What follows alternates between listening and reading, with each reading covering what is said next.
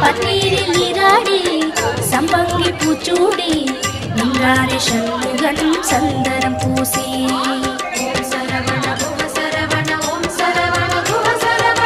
பன்னீரில் நீராடி சம்பங்கி பூச்சூடி